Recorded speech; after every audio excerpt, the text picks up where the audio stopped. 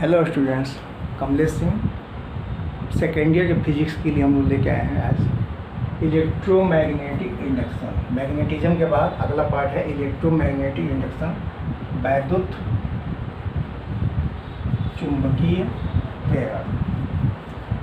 Induction means प्रेरण। चुंबक के प्रभाव से विद्युत उत्पन्न करने की घटना को कहते हैं हम लोग इलेक्ट्रोमैग्नेटिक इंडक्शन या वैद्युत चुंबकीय प्रेरण। वैद्युत चुंबकीय प्रेरण के बाद हम लोगों को एक पार्ट पढ़ना है एसी अल्टरनेटिंग करंट, और उसके बाद से एक और पढ़ना है इलेक्ट्रोमैग्नेटिक वेव। इलेक्ट्रोमैग्नेटिक वेव, विद्युत चुंबकीय प्रेरण, ये दोनों पढ़ लेंगे लोग। ये तीनों तो हम लोगों का पहला पार्ट जो है फिजिक्स का लगभग का पूरा समाप्त हो जाएगा। इलेक्ट्रोमैग्नेटिक इंडक्शन में हम लोगों का सबसे पहला टॉपिक है चुंबकीय फ्लक्स। चुंबकीय फ्लक्स, मैग्नेटिक फ्लक्स या FLUX फ्लक्स। फ्लक्स में हम लोग वैद्युत फ्लक्स पढ़े हैं, खासतौर में उसी पे आधारित है कि वैद्युत फ्लक्स की जो मात्रा होती है, किसी बंद पृष्ठ से होकर गुजरने वाले वैद्युत फ्लक्स की कुल मात्रा जो होती है पृष्ठ में बंद आवेश के 1/ε0 गुना होता है। ये हम लोग गास के प्रमेय में पढ़ चुके हैं। और भी इसकी कई परिभाषाएं हम लोग पढ़े हैं कि किसी क्षेत्रफल से होकर गुजरने वाले कुल वैद्युत बल रेखाओं की संख्या को वैद्युत फ्लक्स कहते हैं। एकदम उसी पैटर्न पे हम लोग बात करें तो किसी क्षेत्रफल से होकर गुजरने वाले कुल चुंबकीय बल रेखाओं की संख्या को हम कहते हैं चुंबकीय फ्लक्स। अब चुंबकीय फ्लक्स तो हो गया ये, लेकिन मान लीजिए कि चुंबकीय फ्लक्स हम लोगों को निकालना है और यहाँ पे ये चुंबकीय क्षेत्र की दिशा और क्षेत्रफल सदिश की दिशा ये दोनों अगर भिन्न भिन्न है तो चुंबकीय फ्लक्स का मान कितना होगा। तो यहाँ पे चुंबकीय फ्लक्स का मान हो जाता है B.A सदिश B. सदिश से इसका मान हम लोग जानते हैं BA cos थीटा, जहाँ थीटा जो है चुंबकीय क्षेत्र की दिशा और क्षेत्रफल सदिश के बीच बना कोण होता है थीटा। अब फाई बी का मान बी और ए के नियत होने पर थीटा पर निर्भर करता है, और काश में काश थीटा का अधिकतम मान जो +1, काश थीटा का अधिकतम मान +1 होता है। तो फाई बी का अधिकतम मान जो होगा वो कितना होगा। फाई बी का अधिकतम मान जो है B × A होगा, क्योंकि काश जीरो का मान 1 होगा, और जब 1 रखेंगे तो हमें मिलेगा B × A। लेकिन ये तब होगा जब ये थीटा का मान, यहाँ पे थीटा का मान 0, अर्थात क्षेत्रफल सदिश किसी पृष्ठ पर खींचा गया क्षेत्रफल सदिश और चुंबकीय बल रेखा या चुंबकीय क्षेत्र की दिशा दोनों समदिश हों, उसी अवस्था में इस चुंबकीय फ्लक्स का मान जो है अधिकतम होता है। अब इसके बाद से चुंबकीय फ्लक्स का मात्रक फाई बी का मात्रक, तो फाई बी का मात्रक जो सीधे होता है वेबर। इसको हम लोग WB से दिखाते हैं। और अगर इस फाई बी के आधार पे हम लोग बात करें तो चुंबकीय फ्लक्स का जो मात्रक फाई बी है, इसके आधार पर हम लोग चुंबकीय क्षेत्र की तीव्रता की मात्रक की बात करें तो B बराबर हो जाएगा फाई बी बाई ए, इसलिए B का मात्रक हो जाएगा फाई का मात्रक वेबर और इसका मात्रक वर्ग मीटर, यानी वेबर प्रति वर्ग मीटर होता है मात्रक किसका, B का। लेकिन B का एक अन्य मात्रक भी होता है। B का मात्रक जो एक और होता है, B का मात्रक होता है न्यूटन प्रति एम्पीयर मीटर, और न्यूटन प्रति एम्पीयर मीटर भी हम लोग कहते हैं टेस्ला। तो B का मात्रक हम लोग पास 3 मात्रक मिल रहा है, टेस्ला मिल रहा है, न्यूटन प्रति एम्पीयर मीटर मिल रहा है और वेबर प्रति वर्ग मीटर भी मिल रहा है। तो B का अगर यहाँ से हम लोग, इसका सीधा मतलब हुआ कि एक टेस्ला का मान कितना, एक टेस्ला का मान जो है 1 वेबर प्रति वर्ग मीटर, या यही मान जो है 1 न्यूटन प्रति एम्पीयर मीटर, ये जो है टेस्ला का मान होता है। एक टेस्ला का मान और एक ये दोनों मान आपस में समान होते हैं, बराबर होते हैं। ये B का मात्रक हुआ। अब फाई का मात्रक हम लोग खोजें तो फाई का मात्रक तो वेबर हो गया, तो फाई बी का m के एस मात्रक फाइव बी का MKS मात्रक, MKS मात्रक, फाइव बी का MKS मात्रक हो जाएगा न्यूटन प्रति एम्पीयर मीटर। और बी, फाइव बी बराबर है हम लोगों का, फाइव बी का मान किसके बराबर है? फाइव बी का मान है B इंटू ए, और बी का मात्रक न्यूटन प्रति एम्पीयर मीटर, और ए मतलब क्षेत्रफल, क्षेत्रफल का मात्रक होगा वर्ग मीटर। एक कटेगा और ये हो जाएगा न्यूटन मीटर प्रति सेकंड, सॉरी, और न्यूटन को हम लोग MKS में बदलें तो ये होगा किग्रा मीटर बाई सेकेंड स्क्वायर। ये न्यूटन का हो गया, एक मीटर से मीटर कटा, यहाँ मीटर बचा हुआ है, और बाई एम्पीयर, यानी कि कुल मिला के हो गया किग्रा वर्ग मीटर प्रति एम्पीयर सेकेंड स्क्वायर। ये हो गया फाइव बी का MKS मात्रक। यहाँ से हम लिख सकते हैं फाइव बी की बीमा, फाइव बी की बीमा, बीमा हो जाएगा M N2 T minus 2 A minus 1। ये हो जाएगा फाइव बी की बीमा। फाइव बी की बीमा के बाद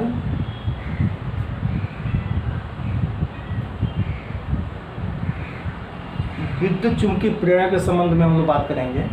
ये तो वैद्युत फ्लक्स से संबंधित हो गया, और जो विद्युत चुंबकीय प्रेरण है वह इसी फ्लक्स पे निर्भर करता है। इसी फ्लक्स के आधार पे चालक पदार्थों में जो है इलेक्ट्रोमैग्नेटिक इंडक्शन का जो प्रभाव है वो उत्पन्न होता है। तो अगला टॉपिक हो जाएगा हम लोगों का इलेक्ट्रोमैग्नेटिक इंडक्शन या प्रेरित विद्युत वाहक बल। प्रेरित विद्युत वाहक बल, प्रेरित EMF इलेक्ट्रोमोटिव फोर्स, प्रेरित विद्युत वाहक बल तथा प्रेरित धारा। तो इस प्रयोग को सबसे पहले करने वाले वैज्ञानिक का नाम था फैराडे। फैराडे ने अपने प्रयोग में बहुत परिश्रम किया था, और बहुत मेहनत और समय दोनों उनका बहुत खर्च हुआ था, और अपने इस मेहनत के बलबूते उन्होंने इलेक्ट्रोमैग्नेटिक इंडक्शन का जो है प्रभाव जो है देखा था, और उसके आधार पर उन्होंने अपने नियम को प्रस्तुत किया था, जिससे कि हम लोग फैराडे के विद्युत चुंबकीय प्रेरण के संबंध में नियम के रूप में जानते हैं। हाई स्कूल में पढ़े उसको हम लोग। दो प्रकार के नियम होते हैं जिसको हम लोग नाम भी रखे हैं, प्रथम नियम और द्वितीय नियम। तो इलेक्ट्रोमैग्नेटिक इंडक्शन में जो दो नियम हैं वो आते कहाँ से हैं? तो वो नियम हम लोग को प्राप्त होते हैं फैराडे के प्रयोग से। फैराडे के प्रयोग से। फैराडे का प्रयोग क्या था? तो फैराडे ने एक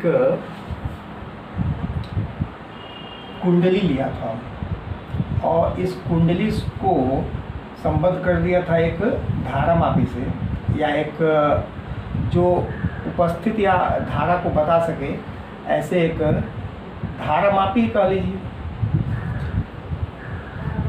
लेकिन ये जो धारामापी है, ये धारामापी जो है एकदम कम से कम बहने वाली धारा को का भी मापन कर सकती है, ऐसा दिमाग में रख के चलेंगे, क्योंकि एक चक्कर में उत्पन्न प्रेरित धारा की मात्रा बहुत कम होगी। चलिए हम लोग इसमें चक्रों की संख्या बढ़ा लेते हैं तो थोड़ा सा और बेहतर हो जाएगा। जैसे मान लीजिए हमारे पास जो कुंडली है वह इस प्रकार से कई फेरों की बनी हुई है, और इसमें हम लोग ले लिए, अब यहाँ पे ले लिए, चलिए अमीटर ले लेते हैं। प्रयोग उनका ये था, एक कुंडली लिया, कुंडली को अमीटर से जोड़ दिया, और इसके पास जो है एक चुंबक लाया गया, या उन्होंने लाया। चुंबक लाने पर उन्होंने यह पाया कि ये जो एमीटर लगा हुआ है, इस एमीटर में विक्षेप प्राप्त हुआ। चुंबक को इसके समीप लाने पे एमीटर जो पहले शून्य पे था, यह एमीटर का पाठ्यांक जो है एक दिशा में विक्षेपित हो गया।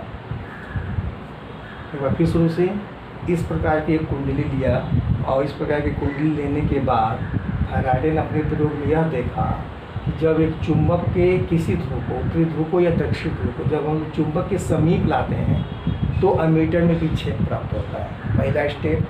दूसरा स्टेप कि इसको समीप लाते लाते रोक देते हैं। जो ही इसकी गति शून्य होती है, रुकता है ये चुंबक, तो ही इस अमीटर का विक्षेप जो पुनः अपने मूल अवस्था में लौट जाता है, यानी कि इसमें बहने वाली धारा का मान जो है वो शून्य हो जाता है। तीसरा स्टेप कि इस चुंबक को फिर यहाँ से इसी वेग से पीछे ले जाया गया, तो पीछे ले जाया गया तो अमीटर में फिर विक्षेप प्राप्त हुआ, लेकिन अब जो विक्षेप हुआ वो पहले के विक्षेप के विपरीत प्राप्त हुआ। कब? जब चुंबक को विपरीत दिशा में ले जाया गया तब। यानी कि अगर लाने के समय इस दिशा में धारामापी में या अमीटर में विक्षेप हुआ है, तो वापस चुंबक को ले जाने में विक्षेप जो है इसके विपरीत होगा। इसके विपरीत भी हम लोग सोच सकते हैं कि लाने के समय अगर इस अमीटर में विक्षेप ऐसे हुआ है, तो जाने के समय अमीटर का विक्षेप जो इसके विपरीत हुआ। ये पॉइंट नोट करने वाला है। चौथा पॉइंट इसका है कि अगर हम लोग चुंबक और कुंडली दोनों को एक समान एक चाल से अगर चलावें, तो इस धारामापी में या मीटर में कोई विक्षेप प्राप्त नहीं होता है। पांचवा स्टेप कि चुंबक को स्थिर करके और कुंडली को इसके समीप लावें या इसके समीप ले जाएं, तो फिर अमीटर में उसी तरह का विक्षेप प्राप्त होता है जिस तरह की ये कुंडली को स्थिर रख के चुंबक को इसके समीप लाने और ले जाने में इस कुंडली में उत्पन्न हुआ है। ये 6-7 स्टेप के अंतर्गत ये बात समझ में आ रही है कि इस कुंडली में प्रेरित धारा उत्पन्न हो रही है। इस चुंबक के इसके समीप आने या इससे दूर जाने की अवस्था में इस कुंडली में विद्युत धारा उत्पन्न हो रही है, और जो विद्युत धारा उत्पन्न हो रही है वह इस चुंबक के कारण उत्पन्न हो रही है, चुंबक के प्रेरणा से उत्पन्न हो रही है। इसलिए उत्पन्न इस विद्युत धारा को हम कहते हैं प्रेरित विद्युत धारा। उत्पन्न धारा को कहते हैं हम लोग प्रेरित विद्युत धारा। लेकिन धारा तब होगा जब विभवांतर होगा। तो चुंबक को इसके समीप लाने या ले जाने के समय इस कुंडली के सिरों पर विभवांतर उत्पन्न होता है, और उस विभवांतर को हम लोग कहते हैं प्रेरित विद्युत वाहक बल। और इस प्रेरित विद्युत वाहक बल के कारण जो धारा उत्पन्न होती है उस धारा को कहते हैं हम लोग प्रेरित विद्युत धारा। तो ये जो है फैराडे के प्रयोग में, फैराडे का प्रयोग जो है ये 6 स्टेप में आप इसको लिख सकते हैं। पहला स्टेप कि चुंबक के किसी ध्रुव को इसके समीप लाने में धारामापी या अमीटर में एक दिशा विक्षेप प्राप्त होता है। चुंबक को रोक देने पर विक्षेप का मान शून्य हो जाता है। तीसरा स्टेप चुंबक को दूर ले जाने पर विक्षेप जो पहले के विपरीत हो जाता है। चौथा स्टेप कि चुंबक और कुंडली दोनों को एक साथ एक चाल से चलाने पे कोई विक्षेप प्राप्त नहीं होता है। पांचवा लिख सकते हैं कि चुंबक को स्थिर रख के कुंडली को इसके समीप लाने या इसे दूर ले जाने पे फिर हमको उसी प्रकार का धारामापी या अमीटर में विक्षेप प्राप्त होता है, जैसे कि कुंडली को स्थिर रख के चुंबक को हम लोग आगे या पीछे लाए या ले जाए थे या वापस ले गए थे। तो ये जो है फैराडे के प्रयोग को हम लोग 5 या 6 स्टेप में लिख सकते हैं। और फैराडे ने अपने प्रयोग के आधार पर नियम प्रस्तुत किया जिससे हम लोग फैराडे के विद्युत चुंबकीय प्रेरण का नियम कहते हैं। तो अगला टॉपिक है फैराडे का ये नियम है, सिद्धांत नहीं है, नियम है। मतलब फैराडे ने अपने प्रयोगों में बार बार इस तथ्य को दोहराकर यह निष्कर्ष निकाला, इसलिए इसको हम लोग कहते हैं फैराडे के वैद्युत चुंबकीय प्रेरण का नियम। फैराडे के वैद्युत चुंबकीय प्रेरण का नियम। तो फैराडे ने विद्युत चुंबकीय प्रेरण के नियम को 2 भागों में बांट कर दिया, और इन 2 भागों में प्रथम नियम को हम प्रथम नियम के नाम से ही जानते हैं। आप इसको परीक्षा में कहीं भी द्वितीय नियम नहीं कर सकते। प्रथम नियम फैराडे के विद्युत चुंबकीय प्रेरण का प्रथम नियम है कि किसी कुंडली से बद्ध चुंबकीय फ्लक्स में परिवर्तन की जो दर होती है, जैसे फैराडे के विद्युत चुंबकीय प्रेरण का नियम जो है वो कहाँ से आया, इस पर भी बात होनी चाहिए, और वो हम लोग उस पर बात नहीं किए।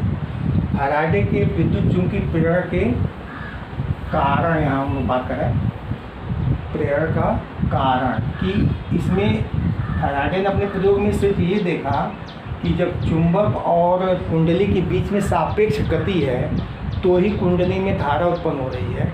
अगर इनके बीच सापेक्ष गति नहीं है तो कुंडली में किसी भी प्रकार का प्रेरित विद्युत वाहक बल या प्रेरित धारा नहीं है। तो ये क्यों उत्पन्न हो रहा है प्रेरित धारा या प्रेरित विद्युत वाहक बल, उसको समझने के लिए, उसका कारण जानने के लिए हम लोग यहाँ पे इसको ऐसे समझेंगे। मान लीजिए किसी चुंबक का उत्तरी ध्रुव है और यह चुंबक जो है इस कुंडली के समीप आ रहा है, तो इस चुंबक से निकलने वाली जो चुंबकीय बल रेखाएं हैं उसके विषय में थोड़ा सा हम लोग सोचें।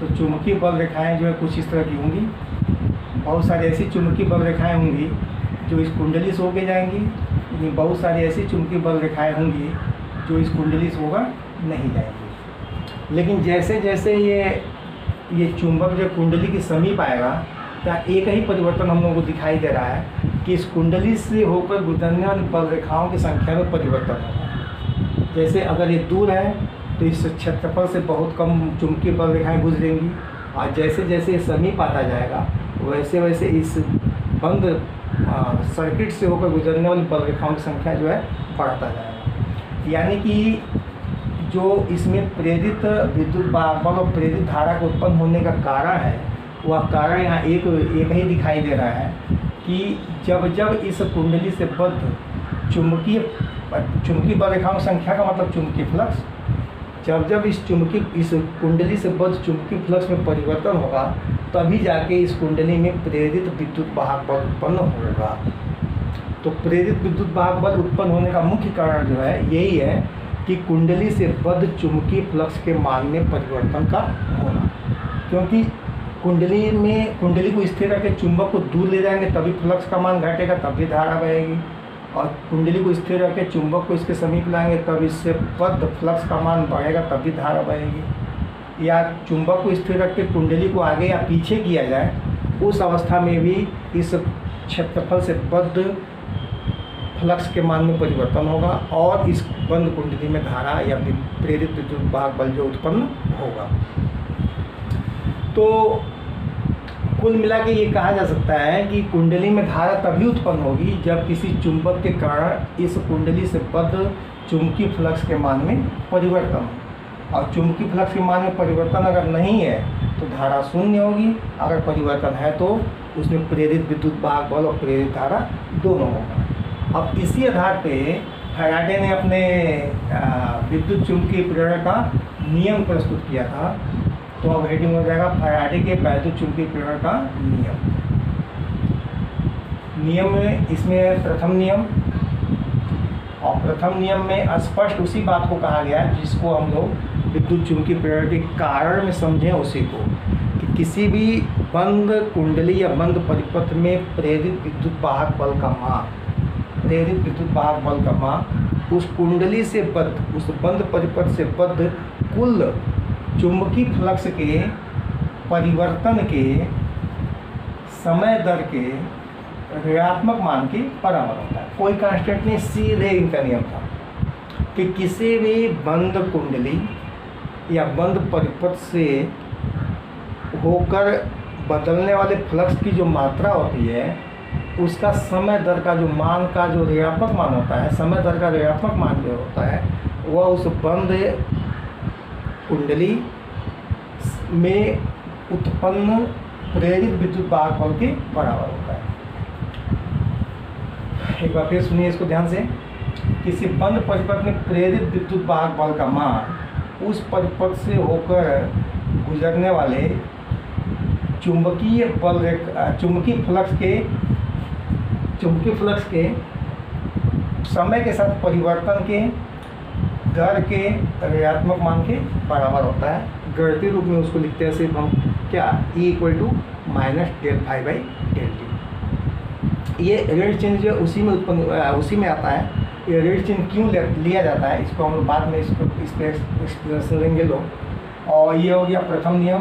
और इनका जो द्वितीय नियम था, द्वितीय नियम जो है हम लोगों का जो समान भी है वो उसी पे था कि उत्पन्न या प्रेरित धारा की दिशा, बंद कुंडली में प्रेरित धारा की दिशा इस प्रकार से होती है कि यह धारा उस कारण का विरोध करती है जिस कारण से स्वयं उत्पन्न होती है।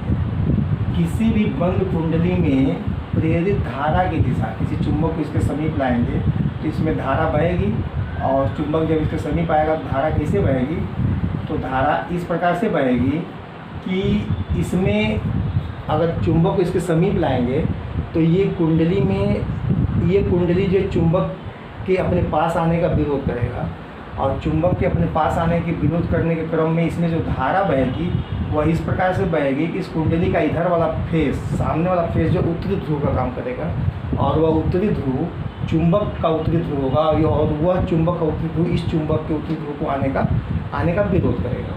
खैर वो तो बात की चीज़, उस पर एक्सप्लेनेशन अभी होगा। फैराडे का द्वितीय नियम क्या था कि किसी चुंबक के कारण किसी बंद कुंडली में प्रेरित वैद्युत धारा की दिशा इस प्रकार होती है कि वह उस कारण का विरोध करती है जिससे कि वह स्वयं उत्पन्न होती है। ये दूसरे नियम को हम लोग लेंज का नियम कहते हैं। लेंज का नियम भी कहते हैं क्योंकि लेंज ने इस कारण का स्पष्ट व्याख्या बाद में दिया था कि धारा क्यों ऐसे ही बहेगा, जब उत्तरी ध्रुव को उस कुंडली के समीप लाएंगे और जब उत्तरी ध्रुव को कुंडली से दूर ले जाएंगे, इसमें बहने वाली वैद्युत धारा की दिशा जो है एकदम सीधे पलट जाएगी और ये इस दिशा में। इसमें एंटी क्लॉक या नॉर्थ पोल को अगर हम लोग कुंडली के समीप ला रहे हैं तो इधर वाला सामने से देखें कुंडली तो उसमें धारा की दिशा जो एंटी क्लॉक होगी, और इसी नॉर्थ पोल को अगर हम कुंडली से दूर ले जा रहे हैं तो तुरंत धारा की दिशा उलट जाएगी। अब धारा की दिशा जो है क्लॉक वाइज हो जाएगा। ये क्लॉक और एंटी क्लॉक हम लोग बाद में समझेंगे, लेकिन अभी हम लोग समझ रहे हैं कि कुंडली में प्रेरित धारा की दिशा इस प्रकार से होती है कि यह धारा उस कारण का विरोध करती है जिससे कि ये स्वयं उत्पन्न होती है। यह है लेंज का द्वितीय नियम। लेंज के दोनों नियम के बाद हम लोग आगे और देखेंगे कि चुंबकीय फ्लक्स में परिवर्तन कैसे कैसे किया जा सकता है, और इस प्रेरित धारा में विद्युत वाहक बल कितना होगा, उसकी मात्रा कैसे निकालेंगे, या कितने आवेश प्रेरित होंगे। इन सब तथ्यों में हम लोग आगे की वीडियो में अध्ययन करेंगे। बस आज के लिए बस इतना। ओके।